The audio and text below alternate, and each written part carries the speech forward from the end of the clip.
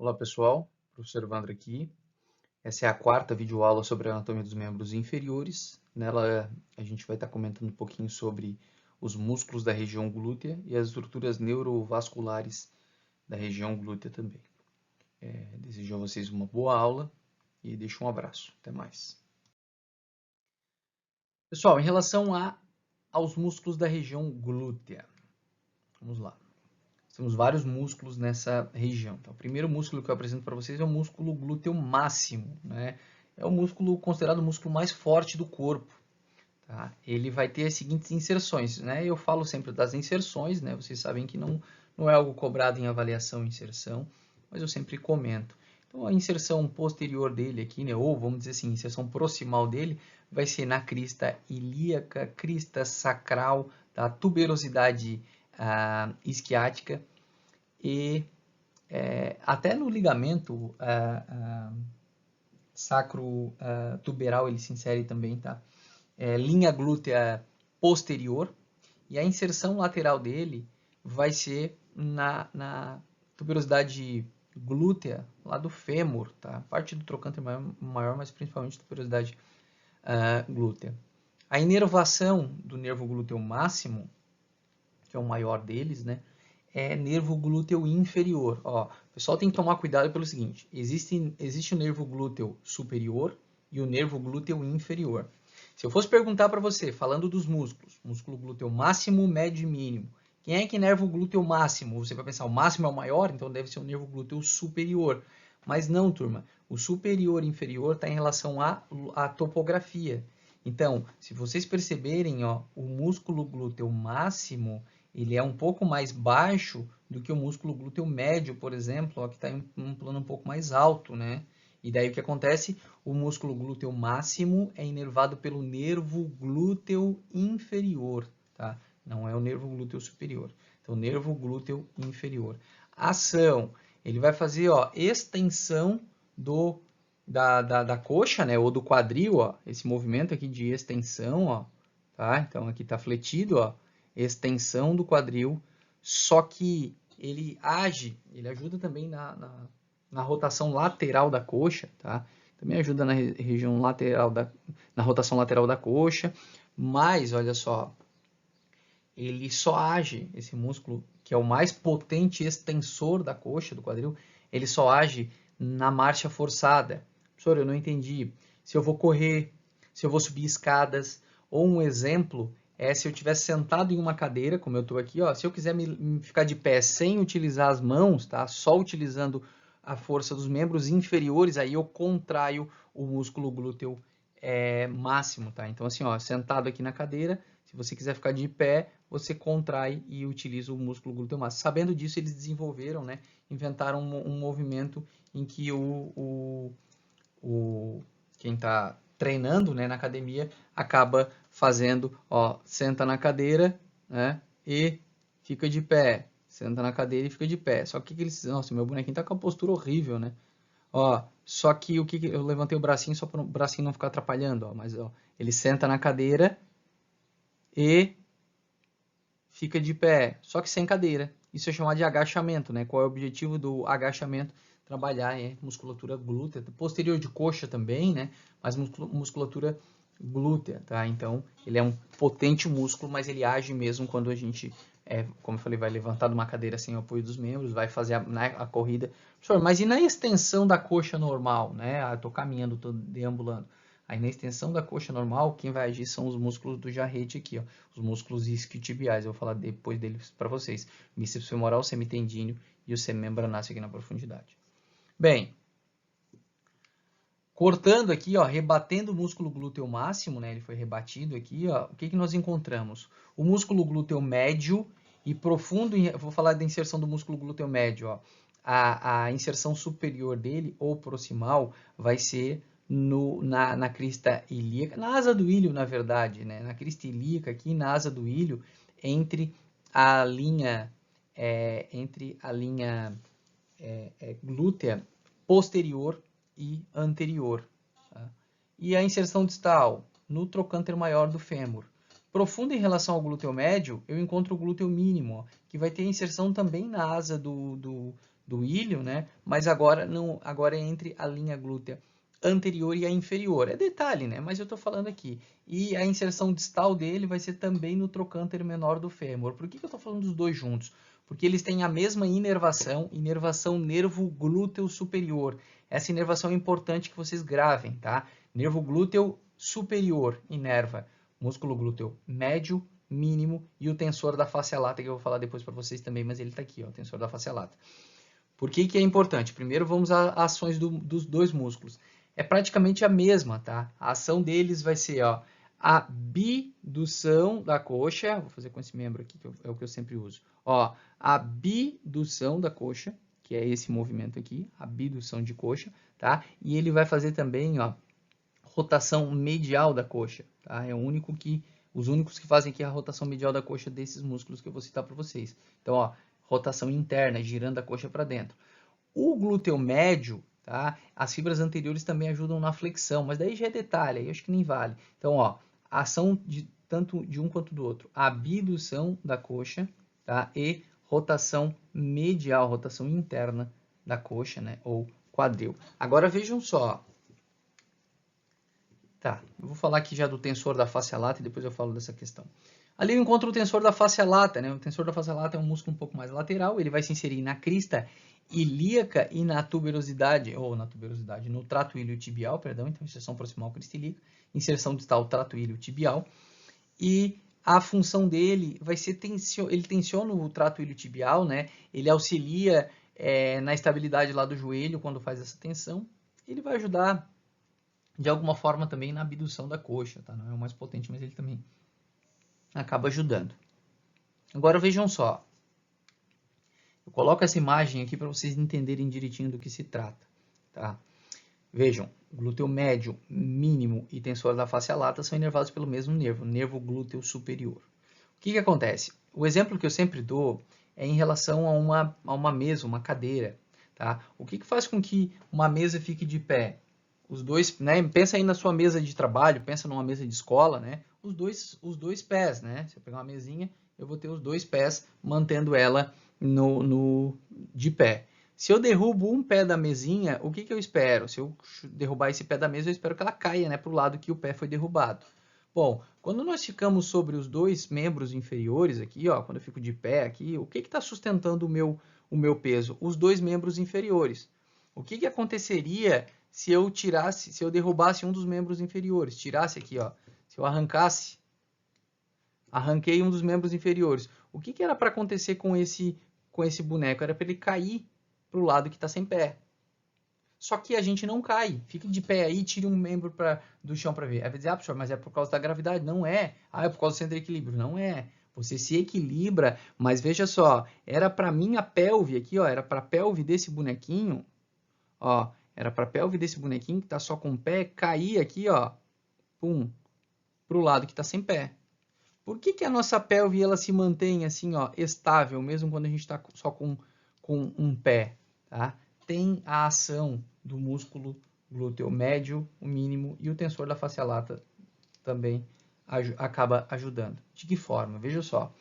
Os dois membros no chão, olha aqui, pelve equilibrada, olha como traçaram uma linha, né, supracristal aqui, ó, entre as duas cristas. Agora, se eu tirar, ó, o membro inferior esquerdo do chão, como está mostrando aqui, ó. Quando eu tiro o membro inferior esquerdo do chão, o pé de apoio fica sendo o direito. E o que acontece? Ó? O músculo glúteo médio, mínimo e tensor da face lata do lado direito, do lado do pé de apoio, estabiliza a pelve para que a pelve não caia. Tá? E aí o que acontece? Ó, esses músculos aqui, eles acabam se contraindo. Quando eles se contraem, eles mantêm a pelve estável, ele não deixa a pelve cair, mantém ela estável e, consequentemente, você não desequilibra. Se eu tiver uma lesão do nervo... Ó, isso aqui o pessoal tem uma dificuldade em sala de aula, tá? Por isso que eu estou tentando frisar bem direitinho. Se eu tiver uma lesão do nervo glúteo superior do lado direito, tá? Do lado direito, quando eu elevo a perna esquerda e a direita fica com o pé de apoio, esses três músculos eles deveriam estabilizar a pelve. e eles acabam não estabilizando, a pelve cai, como a gente está vendo aqui, ó, caindo aqui para o lado esquerdo. Isso é chamado, esse sinal é chamado de sinal de Trendelenburg, não é posição de Trendelenburg, tá? A posição de Trendelenburg é uma posição cirúrgica lá, em que coloca o paciente em decúbito dorsal, assim, ó, em que os membros inferiores ficam mais elevados do que os membros superiores. Isso aqui seria a posição de, ou que a cabeça, né? Isso aqui seria posição de Trendelenburg, não é isso que eu estou falando, tá? Ó, aqui seria retinho, aqui, né? Posição de Trendelenburg. Eu estou falando de sinal de Trendelenburg. Quando isso acontece, nesse caso aqui, ó, elevou membro inferior esquerdo, tá?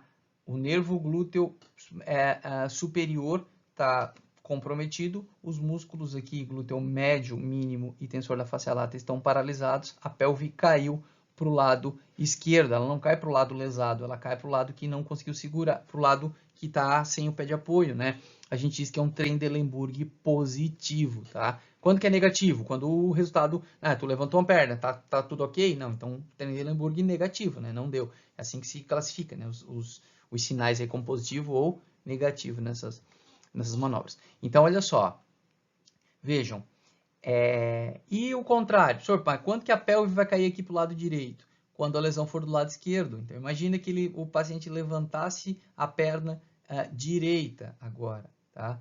O pé de apoio está sobre quem? Sobre a perna esquerda, ou membro inferior esquerdo, né? Perna, né? Perna é só essa parte, tem coxa, tem pé, enfim, membro inferior esquerdo. Levantei o membro inferior direito, o membro inferior esquerdo ficou como pé de apoio, glúteo médio, mínimo e tensor da face lata do lado esquerdo se contraíram, mantiveram a pelve em estabilidade, né? Agora, se esses músculos estiverem paralisados ou muito enfraquecidos, a pelve cai para que lado? Para o lado, né, não do pé de apoio, para o lado do pé que está elevado. E aí, consequentemente, eu falaria que era um sinal de Trendelenburg positivo, né, mas com lesão aqui do lado esquerdo e não do lado direito. Espero que tenha ficado claro, tá? Não é tão simples explicar, porque o pessoal faz muita confusão. Tá, peraí, cai para que lado? Qual é o músculo ativo? Mas se não ficou claro, depois a gente vai discutir, sem problema nenhum. Bom, agora todos os músculos que eu vou citar, tá, nesse slide vão fazer a mesma função praticamente, tá? Que é rotação lateral da coxa. Eles auxiliam em algum outro aspecto? Auxiliam, mas a principal função deles será essa aqui, ó. Ó, o pezinho dele tá aqui, ele vai girar a coxa, ó, lateralmente, a rotação lateral do quadril, esse movimento aqui, tá? Então, ó, rotação medial é essa, tô girando para dentro, ó. Rotação lateral, tô girando a coxa para fora, tá? Então, esse movimento aqui são os que esses músculos vão fazer. O primeiro que eu apresento para vocês, tá? É um músculo importante aqui na topografia, depois vocês vão entender o porquê. É o músculo piriforme. A inserção medial do piriforme, ou proximal, vamos dizer assim, vai ser lá na face anterior do sacro, tá? Então, ele se insere lá no sacro e ele passa no forame isquiático maior, depois eu vou falar desse forame, e segue a inserção lateral, né, dele ou distal, vai ser no trocânter maior do fêmur. Inervação, nervo para o músculo piriforme, assim que é chamado, tá? Um nervo que vem lá do plexo sacral que vai direto para o piriforme, e a ação dele vai ser rotação lateral, como eu já falei, e como ele está um pouco mais em cima, ele ajuda também na abdução do quadril ou da coxa. Um pouquinho mais abaixo dele, ó, eu encontro o músculo gêmeo superior. Por que gêmeo superior? Porque ele tem um irmão gêmeo aqui embaixo, ó. Tá? Ele tem um irmãozinho gêmeo ali embaixo. Então, gêmeo superior. Inserção medial dele, espinha isquiática. Inserção lateral, trocânter maior do fêmur. Inervação. A inervação dele é a seguinte, ó. O mesmo nervo que inerva o músculo que está logo abaixo dele, que é o obturador interno, inerva também o gêmeo superior. Alguns colocam que é ramo para o gêmeo superior, alguns colocam que é nervo para o obturador interno. Mas essa inervação desses músculos que eu estou falando agora não tem lá grande relevância, tá? O que tem relevância? Saber o que inerva o músculo glúteo máximo, que é nervo glúteo superior, nervo glúteo inferior, desculpa, e saber o que inerva glúteo médio, mínimo e tensor da face lata, que é nervo glúteo superior. Essa inervação ela é importante que vocês saibam. Essa que eu estou falando agora, nervo para o músculo piriforme, nervo para ou obturador interno, alguns consideram, ou para o gêmeo superior, ela é menos importante. Ação do gêmeo superior, rotação lateral da coxa, certo? Logo abaixo dele a gente vê o obturador interno. tá? Só que o obturador interno, ó, o ventre dele fica lá, ó, medial em relação ao pubis e ao isquio, né? Fechando internamente ali, medialmente, a membrana obturatória. É só o tendão dele que passa aqui na região glútea, ó, entre o músculo gêmeo superior e inferior. Então, o tendão dele passa e ele vai e se insere lá num forame, né? Numa fossa trocantérica. Não é um forame, é uma fossa trocantérica que tem lá no trocânter maior do fêmur. Inervação, nervo para obturador interno, que vem lá do plexo sacral, e a ação dele, rotação lateral da coxa, né, ou do quadril, como eu já falei dos outros. Abaixo do obturador interno, a gente tem o gêmeo inferior, né, ou seja, o tendão do obturador interno passa entre o gêmeo superior e o inferior. Inserção medial, ele se insere aqui na tuberosidade isquiática, ou tuber isquiático, tá? Inserção lateral trocânter maior do fêmur. Inervação, ó, o mesmo nervo que inerva o quadrado femoral, que está logo abaixo, inerva o gêmeo inferior. Então, alguns autores vão considerar nervo para o quadrado femoral, alguns autores vão considerar nervo para o gêmeo inferior, tá? Tanto faz. A ação dele, rotação lateral da coxa, ou do quadril, e, por fim, o quadrado femoral. O músculo quadrado femoral se insere, inserção medial dele vai ser na tuberosidade isquiática, inserção lateral, ó, na crista intertrocantérica. Inervação, nervo para o quadrado femoral, vem também lá do plexo sacral, e a ação dele vai ser rotação lateral da coxa, tá? E ele ajuda também, como ele está um pouquinho mais baixo, na adução, tá? Mas ele é um fraco adutor, extremamente fraco adutor, mas ele auxilia de alguma forma na adução.